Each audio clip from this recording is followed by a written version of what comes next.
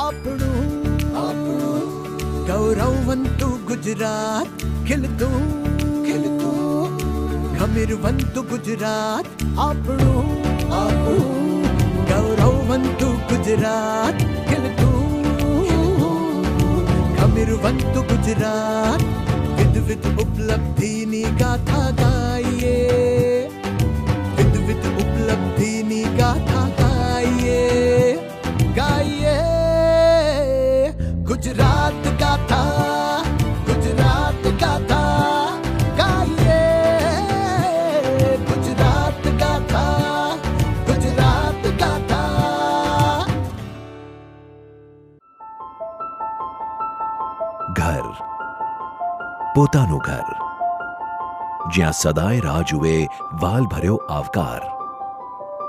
હુંફાળી 4 દિવાલોની વચ્ચે પાંગરે સ્નેહ ભર્યા સંબંધોનું વિશ્વ. સુવાળી ફર્શ ઉપર મંડાય ખુશાલીઓના પગરણ. શીતળ છતની નીચે થાય ઉમળકાઓની ઉજવણી. આશાઓની બારીઓમાંથી સપનાઓનું વિશાળ આકાશ દેખાય. પોતાનાઓ સાથે જ્યાં મન ભરીને જીવન જીવાય. હર પળ સુખ હોય, હરદમ સમૃદ્ધિ હોય. આ ધરતીના ખોળામાં કાશ મારું પણ એક ઘર હોય. આ કોઈ એકનું નહીં, સૌનું સપનું હોય છે. પણ એક સમયે દિવસ રાત મહેનત કરીને, પાઈ પાઈ ભેગી કરીને, આમ તેમ સાંધા મેળવીને ગણ્યા ગાંઠ્યા લોકો જ તેને પૂરું કરી શકતા અને પોતાના ઘરની આશાઓ સેવતા સેવતા કેટલીય જિંદગીઓ પસાર થઈ જતી.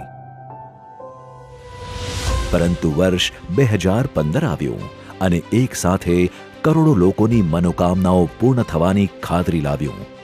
ગરીબ મધ્યમ વર્ગીય લોકોના દુઃખ દર્દ અને આકાંક્ષાઓને સમજતા સમૃદ્ધ ભારતના સ્વપ્નદ્રષ્ટા આપણા લોકલાડીલા વડાપ્રધાન શ્રી નરેન્દ્રભાઈ મોદીએ સંકલ્પ કર્યો ભારતના પ્રત્યેક નાગરિકના ઘરના સ્વપ્નને સાકાર કરવાનો અને ઘડવામાં આવી પ્રધાનમંત્રી આવાસ યોજના, જેનું લક્ષ્ય છે प्रत्येक माटे घर. ये प्रधानमंत्री आवास योजना ये उन दीवारों को खड़ी करने के लिए नहीं है जो किसी को जगह दे देंगे, वो उन सपनों को जान भरने का एक बहुत बड़ा कार्यक्रम है जो हिंदुस्तान के गरीब से गरीब व्यक्ति को अपना और इंसान को सामान्य व्यक्ति के मन की एक इच्छा होती है कहीं भी रहता हो, यार अपना एक घर हो तो अच्छा. राज्य और केंद्र मिलकर के इस काम को करेंगे और देश के गरीब से गरीब को हम एक छत देंगे, जिस छत के सहारे उसके सपनों को जान देंगे.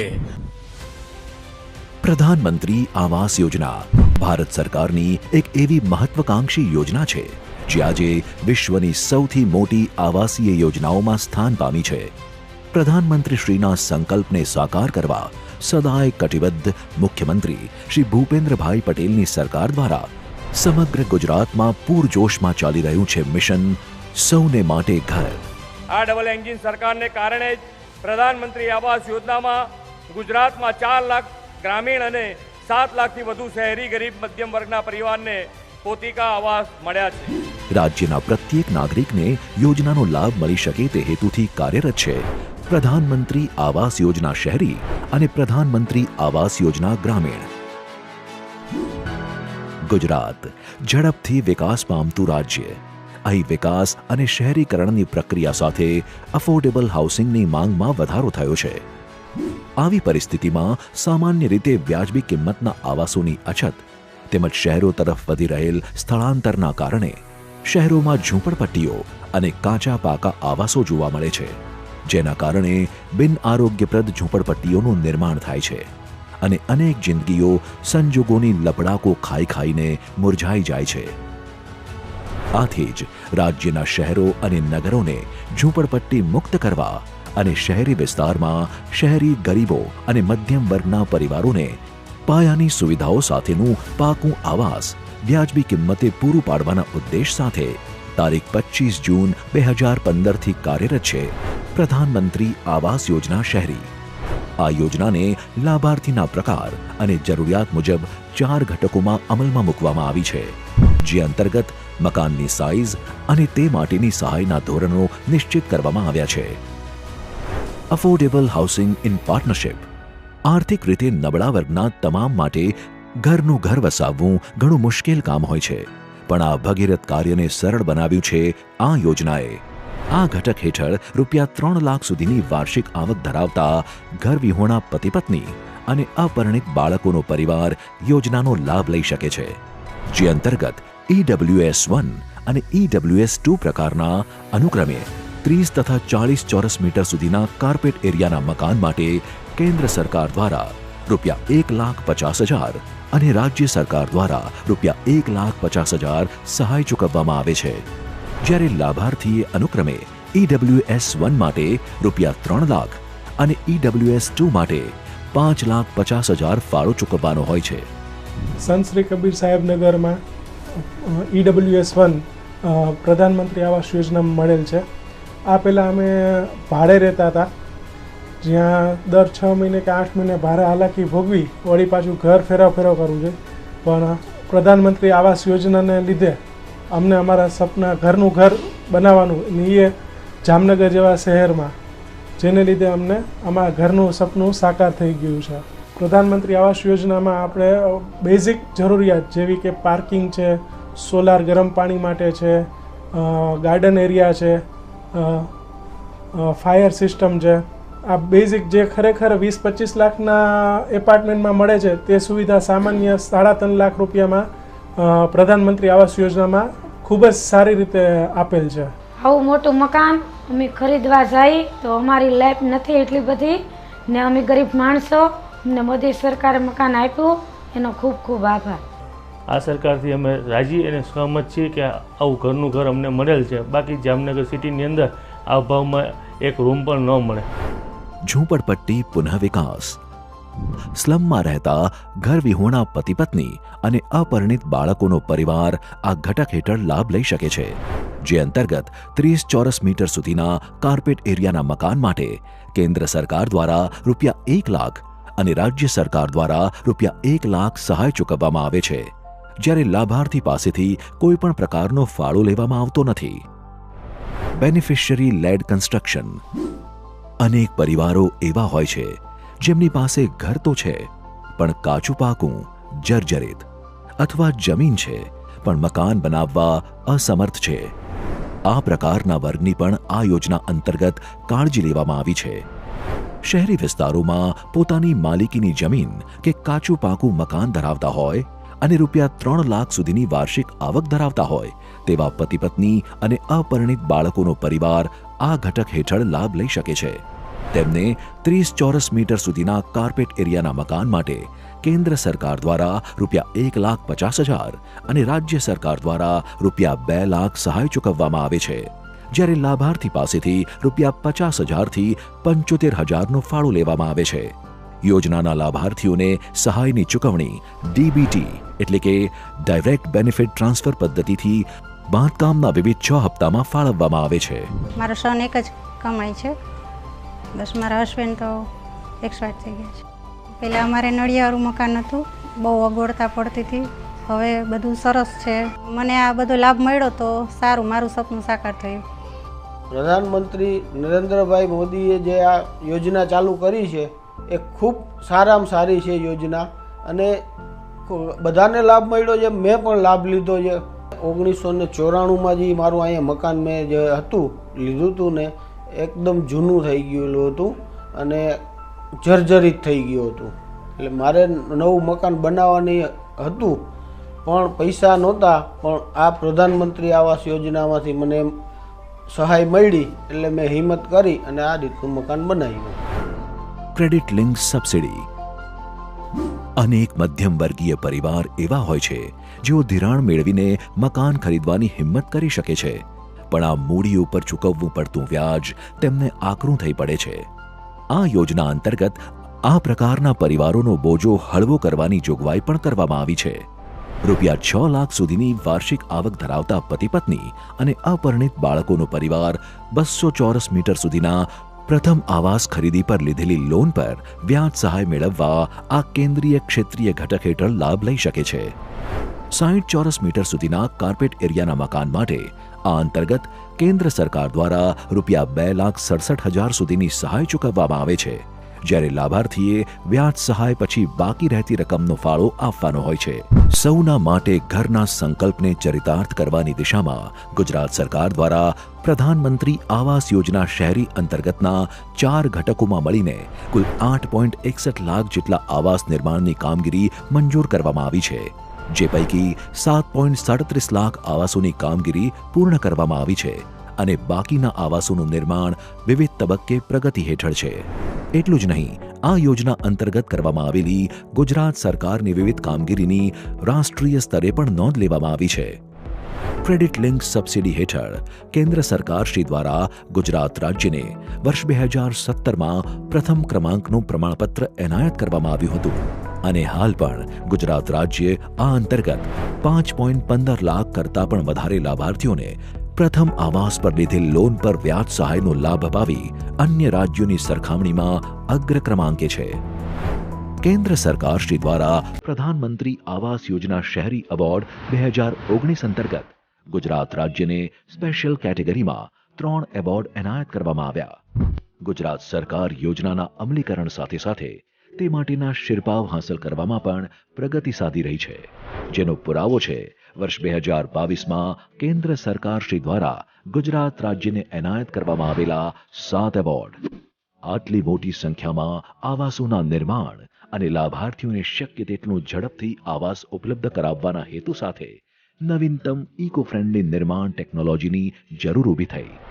ગ્રીન અને clean energy, energy efficiency, water conservation, construction મટીરિયલનો પુનઃ ઉપયોગ અને આધુનિક વેસ્ટ મેનેજમેન્ટ સિસ્ટમને પ્રાથમિકતા આપવાના ઉદ્દેશ સાથે શરૂ કરવામાં આવેલ global housing technology challenge GHTC India અંતર્ગત લાઇટ હાઉસ પ્રોજેક્ટ શરૂ કરવામાં આવ્યો. આ માટે કેન્દ્ર સરકાર શ્રી દ્વારા જે 6 રાજ્યોની પસંદગી કરવામાં આવી છે તે પૈકીનું એક રાજ્ય ગુજરાત છે.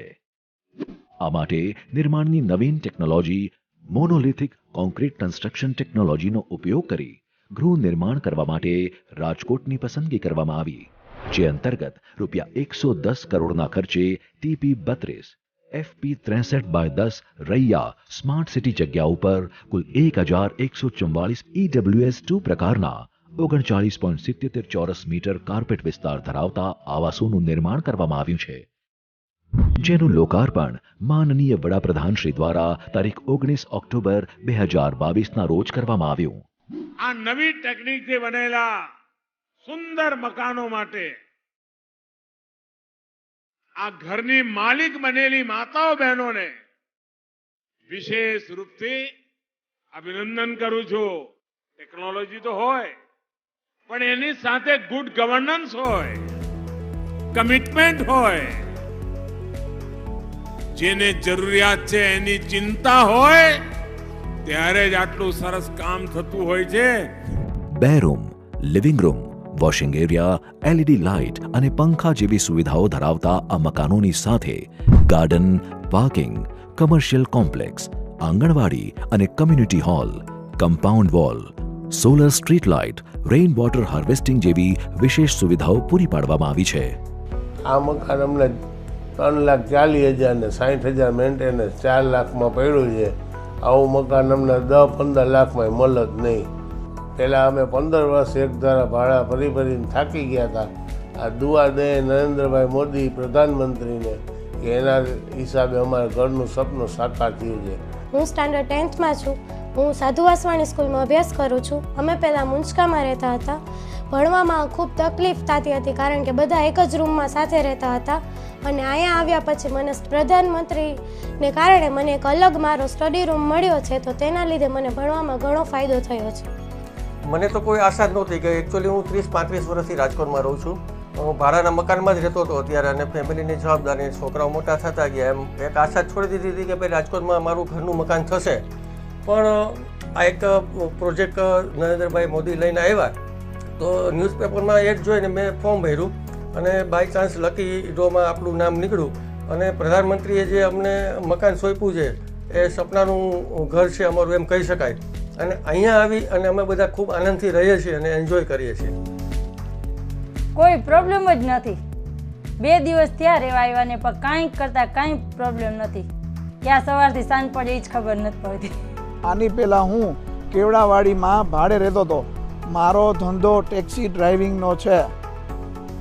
અત્યારના હું એટલો ખુશ છું કે અને મારો પરિવાર પણ ખુશ છે કે આટલું સરસ આવું પોશ એરિયામાં આવા લોકેશનમાં નાના માણસો માટે ફ્લેટ આપ્યા આટલા પૈસામાં આવા એરિયામાં. તો થેન્ક યુ કહેવાય કે પ્રધાનમંત્રીએ અમને આવું મકાન ડ્રોમાં લાગી ગયું અને આપ્યું અમને. દેશના પ્રત્યેક નાગરિકની સ્વજન તરીકે કાળજી કરતા પ્રધાનમંત્રીશ્રી પોતાના ગ્રામીણ બાંધવોને કોઈ યોજનાનો લાભ આપવાનું ચૂકી જાય એ તો કેવી રીતે બને? ગ્રામ્ય વિસ્તારમાં વસતા અમુક લોકો માટે તો પાકું સુવિધાયુક્ત મકાન એ તો દિવાસ્વપ્ન સમાન હોય છે. આથી જ રાજ્યના ગ્રામ્ય વિસ્તારમાં વસતા કુટુંબોને પોતાના સ્વપ્નનું ઘર મળે અને તેમનું જીવન ધોરણ ઊંચું આવે તે ઉદ્દેશ સાથે તારીખ 20 નવેમ્બર 2016થી અમલમાં મૂકવામાં આવી છે પ્રધાનમંત્રી આવાસ યોજના ગ્રામીણ. આ યોજના અંતર્ગત રાજ્યના તમામ ઘર વિહોણા અને કાચા આવાસ ધરાવતા પરિવારોને વર્ષ 2024 સુધીમાં પાયાની સુવિધાઓ સાથેનું પાકું આવાસ પૂરું પાડવાનો રાજ્ય સરકારનો દ્રઢ નિર્ધાર છે. આ યોજનાના લાભાર્થીની પસંદગી જે તે ગ્રામસભા દ્વારા સામાજિક આર્થિક મોજણી અભ્યાસ 2011 તેમજ આવાસ પ્લસ સર્વેની પાત્રતા પ્રમાણે કરવામાં આવે છે. પહેલા મકાન અમારું કંઈ સગવડ નથી અંદર અને કાચું હતું, તેથી અમને ચોમાસામાં પણ ઘણી તકલીફ પડતી હતી, પાણી પડતું હતું. મારા મમ્મી ગૃહ કાર્ય કરે છે અને ગાયને એવું રાખે છે ને મારો ભાઈ અત્યારે 18 વર્ષ ઉપરનો થયો તો એ કંપનીમાં જાય છે તો એને થોડો જાજો પગાર છે. અમને આ પ્રધાનમંત્રી આવાસ યોજનાનો લાભ ન મળ્યો હોત તો અમે આટલું સુવિધાવાળું મકાન અમને ન મળ્યું હોત. આ યોજના કેન્દ્ર પુરસ્કૃત યોજના છે જેનો ખર્ચ 60:40ના ધોરણે ભારત સરકાર અને રાજ્ય સરકાર ભોગવે છે. આ યોજનાના લાભાર્થીને પાકું ઘર આપવા માટે ₹1,20,000ની સહાય આપવામાં આવે છે અને તેના ખાતામાં તબક્કાવાર ફંડ ટ્રાન્સફર કરવામાં આવે છે. આ ઉપરાંત મનરેગા અંતર્ગત ₹21,510 અને શૌચાલયો માટે ₹12,000 મળીને કુલ ₹1,53,510ની સહાય આપવામાં આવે છે. 7 જણા છે કુટુંબમાં, કમર સમજી લો 2 જણા. વરસાદમાં સમજી લો તકલીફ પડે સાહેબ, માટી છે પલળાઈ જાય, ઉપર ઘાસમાં પાણી આવે તો 10 વર્ષમાં ઘાસમાં રાખવો પડે નવો. જો આ લાભ ન મળ્યો હોય તો મકાન ન બની શકે સાહેબ. જે આ મળ્યો એટલે બનાવ્યો. હવે તો સારો છે, સમજી લો ભલે વરસાદ આવે તો વાંધો ના આવે, આપણે પડ્યા તો અંદર બીજાનો પડ્યા તો નહીં, ધોવાય તો નહીં. બહુ ખુશ છે અમે. પહેલાં અમે ઝૂંપડામાં રહેતા હતા, ભૂંગામાં રહેતા હતા, કાચા ભૂંગામાં. શિયાળાની બહુ ઠંડી આવે ને ચોમાસાની પણ અંદર વરસાદનું પાણી પણ અંદર આવતો હતો. પછી મોદી સાહેબે મકાન બનાવ્યા કરી એટલે કીધું અમને, એટલે મકાન અમારા મંજૂર કર્યા. એટલે પછી હવે અમે પાકો મકાન બનાવ્યો એમાં, તે પાકા મકાનમાં હવે રહી છીએ. મોદી સાહેબનો ખૂબ ખૂબ આભાર, અમારી આટલી મદદ કરી ગરીબ માણસની. ખૂબ ખૂબ ધન્યવાદ મોદી સાહેબને. રાજ્ય સરકાર દ્વારા વર્ષ 2020-21થી મહિલા લાભાર્થીઓને ધ્યાનમાં રાખીને આવાસની સાથે સાથે બાથરૂમ બાંધકામ માટે પ્રતિ લાભાર્થી ₹5,000ની વધારાની સહાય આપવામાં આવે છે. આ ઉપરાંત તાલુકા તથા જિલ્લા કક્ષાની સંકલન સમિતિના માધ્યમથી લાભાર્થીઓને આવાસની સાથે શૌચાલય, રાંધણ ગેસ, નળ, વીજળી, રોજગાર તથા તાલીમ વગેરે સુવિધાઓ પણ પ્રાપ્ત થાય છે. લાભાર્થીને મકાન બાંધવા માટે રાજ્ય સરકાર તરફથી 100 ચોરસ મીટરનો પ્લોટ વિનામૂલ્યે આપવામાં આવે છે. આવાસોનું બાંધકામ લાભાર્થીઓએ જાતે કરાવવાનું હોય છે. મકાન ઓછામાં ઓછી 25 ચોરસ મીટર જમીન પર બનાવવાનું હોય છે. યોજનાની ગાઈડલાઈન મુજબ આવાસ મંજૂરીના 1 વર્ષમાં આવાસનું બાંધકામ પૂર્ણ કરવાનું રહે છે. આધુનિક બાંધકામ અને સગવડો. આર્થિક રીતે નબળા અને મધ્યમ વર્ગના પરિવારોના પોતાના ઘરના સ્વપ્નને હકીકતમાં બદલતી આ પ્રધાનમંત્રી આવાસ યોજના અંતર્ગત બાંધકામની આધુનિકતમ ટેકનોલોજીના ઉપયોગને પ્રાધાન્ય આપવામાં આવે છે. આ આવાસો ભૂકંપ પ્રતિરોધક ક્ષમતા ધરાવે છે. ઉપરાંત આ યોજનાઓમાં જીવન જરૂરિયાતની પ્રત્યેક મહત્વની અને આધુનિક સગવડો પૂરી પાડવામાં આવે છે, જેમ કે આંતરિક રસ્તાઓ, ફૂટપાથ, સંપૂર્ણ પાણી પુરવઠો, પાણીના સંગ્રહ તથા વિતરણની જોગવાઈ, ઇલેક્ટ્રિસિટી કનેક્શન, જો જરૂરી હોય તો ટ્રાન્સફોર્મર્સ, આંતરિક ગટર લાઈનો, drainage, compound gate, street light, lift, lobby, parking, બગીચો, રમતગમતના સાધનો અને ફાયર સેફટી. આ ઉપરાંત શક્ય હોય ત્યાં energy saving, eco friendly building મટીરિયલનો વપરાશ તેમજ ફરજિયાતપણે વરસાદના પાણીનો સંગ્રહ કરવામાં આવે છે. ત્યારે અમારે ગેસ લાઈન મળી છે, પાણીની સુવિધા સારી છે, તો અમને કામ કરવામાં અને બાળકોને પઢાઈમાં ધ્યાન દેવામાં એ સમય મળે છે. અમે આ પ્રધાનમંત્રી આવાસની અંદર અહીંયા અમે સ્થાનિક થયા છીએ, ત્યાર પછી અમારા જીવનની અંદર આખું એક પરિવર્તન આવી ગયેલું છે. અત્યાર સુધી હું બહાર ભાડે રહેતો હતો, પણ પ્રધાનમંત્રી આવાસ યોજના તરફથી મને આ સુંદર 1 બેડરૂમ હોલ કિચનનું મકાન મળ્યું. ખૂબ જ સારી સુવિધા છે. પાણીની સુવિધાનું સારું છે, પછી અમારા લિફ્ટની સુવિધા છે, લાઇટની સુવિધા સારી છે. અમારે કોઈ પ્રોબ્લેમ નથી. પહેલાં અમે ભાડે રહેતા એની કરતાં સરસ છે. જેમ પ્રાઇવેટમાં સુવિધા મળે એવી અમારે સુવિધા મળી છે. આ આવાસ યોજનાઓ માટે શહેરી વિસ્તારો અથવા શહેરની નજીકના સારી કનેક્ટિવિટી ધરાવતા વિસ્તારોની પસંદગી કરવામાં આવે છે.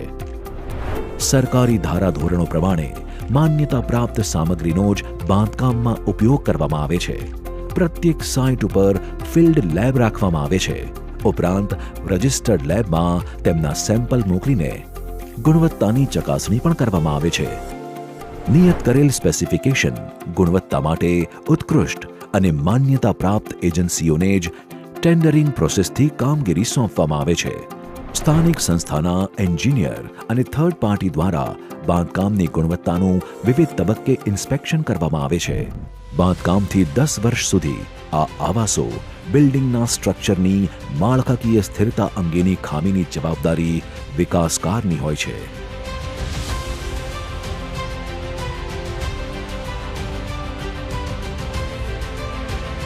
આ ગુજરાત છે.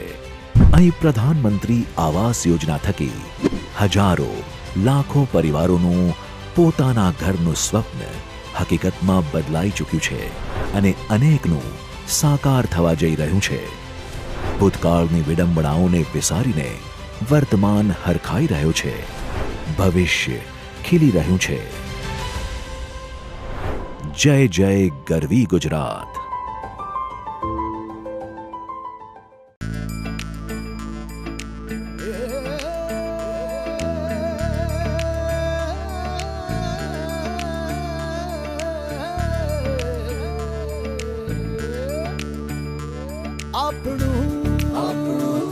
गौरववंतु गुजरात खिलतुं